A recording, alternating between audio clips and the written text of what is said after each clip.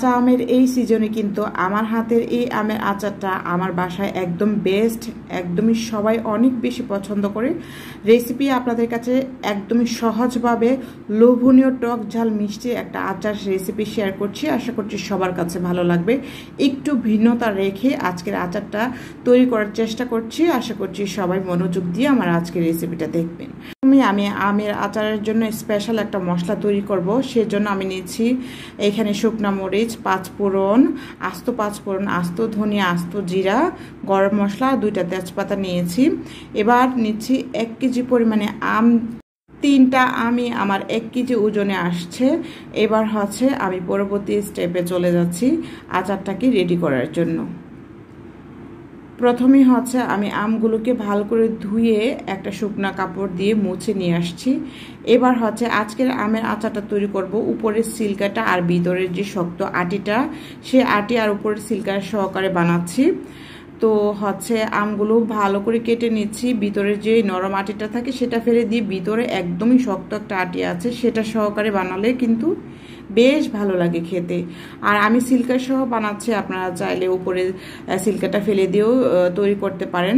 অনেকে বলতে পারেন যে উপরে সিল্কা সহ বানালে কি তিতা লাগবে? মোটেও না। আমার রেসিপি দেখে যদি আপনারা বাসায় তৈরি করেন দেখবেন যে বেশ ভালো লাগবে, একটু ভিন্নতা লাগবে। সবাই তো আমের আচার তৈরি করতে পারেন না, তো আমার মতো করে একদিন তৈরি করে দেখেন, কত বেশি ভালো লাগে। আমগুলোকে ভালো করে কেটে ধুয়ে নিয়েছি। এবার এগুলোকে আমি ভালো করে শুকনা কাপড় দিয়ে মুছে নিয়েছি। গোটা মশলাগুলোকে হালকা করে একটু টেলে নিচ্ছি। এগুলোকে আমি ভালো করে একটা ব্লেন্ডার দিয়ে গুঁড়ো করে নিয়ে আসছি অফ ক্যামেরাতে। এবার আচারটা তৈরি করার পালা। একটা কড়াইতে দিয়ে দিচ্ছি 1/2 কাপ পরিমাণে তেল। এখানে আমি নিয়েছি সরিষার তেল। দিয়ে দিচ্ছি 2টা শুকনা মরিচ, তেজপাতা, যে গরম মশলাটা সেখান থেকে একটা এলাচ বা দারচিনি যেটাই দিতে পারেন দিবেন। তারপর দিয়ে দিচ্ছি এখানে বাটা রসুন বাটা দিচ্ছি। আমি রসুনটা কিন্তু বেটে দিয়েছি। এবার তেলের মধ্যে সবগুলো উপকরণ ভালো করে একটু 1 মিনিটের মতো ভালো করে ভেজে নিচ্ছি। নিয়ে তারপর 1 চা চামচ পরিমাণে আস্ত পাঁচফোড়ন দিয়ে দিয়েছি। দিয়ে একটু নেড়েচে তারপর আমগুলো দিয়ে দিচ্ছি। খেয়াল রাখবেন আমের ভিতরে যাতে কোনোভাবে পানি না থাকে। পানি থাকলে কিন্তু আমগুলো একদমই প্রথম অবস্থায় কিন্তু গলে যাবে বা পানি উঠবে, অনেক বেশি পানি উঠবে আচার থেকে, তাহলে কিন্তু আপনাদের আচারটা ভালো আসবে না। এবার তেলের মধ্যে আর সবগুলো মশলার ভিতরে আমি এগুলোকে 2-1 মিনিটের মতো ভেজে নিচ্ছি। ভেজে নিয়ে তারপর মশলা ব্যবহার করব। স্বাদ মতো লবণ দিয়ে দিচ্ছি এখানে। তারপর দিয়ে দিচ্ছি 1 টেবিল চামচ পরিমাণে লাল মরিচের গুঁড়া, 1/2 চা চামচ পরিমাণে হলুদের গুঁড়া।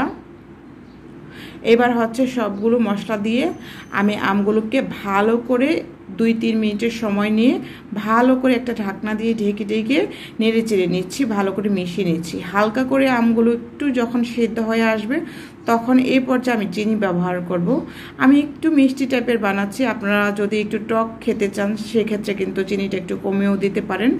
আপনারা আপনাদের ব্যালেন্স রেখেও কিন্তু এই আচারটা তৈরি করতে পারেন আপনাদের টেস্ট অনুযায়ী। আমি এখানে চিনি ব্যবহার করেছি, আপনারা চাইলে কিন্তু এখানে গুড়ও ব্যবহার করতে পারেন। এবার চিনিটা দিয়ে একটা ঢাকনা দিয়ে ঢেকে দিচ্ছি। চিনিটা দেওয়ার পর কিন্তু চিনি থেকে অল্প একটু পানি ছাড়বে। আর চিনিটা দেওয়ার পর দেখবেন টোটালি একদম আমের আচারটার কালারটা চেঞ্জ হয়ে গিয়েছে। আর চিনি থেকে যে এক্সট্রা পানি উঠেছে সেই পানি দিয়ে কিন্তু আমটা সিদ্ধ হয়ে যাবে। এবার 1 চা চামচ পরিমাণে দিয়ে দিচ্ছি যে মশলাটাকে আমরা গুঁড়ো করে রেখে দিয়েছিলাম সেই মশলাটা। আর এখানে লাল মরিচ, আমি শুকনা মরিচ ভালো করে টেলে গুঁড়ো করে নিয়েছি, একটু আধ ভাঙা টাইপের করে নিয়েছি। আর আমি একটু বেশি পরিমাণে মরিচের দিচ্ছি, কারণ একটু ঝাল মিষ্টি টক মিক্স হলে আচারটা খেতে কিন্তু অনেক বেশি মজা হয়।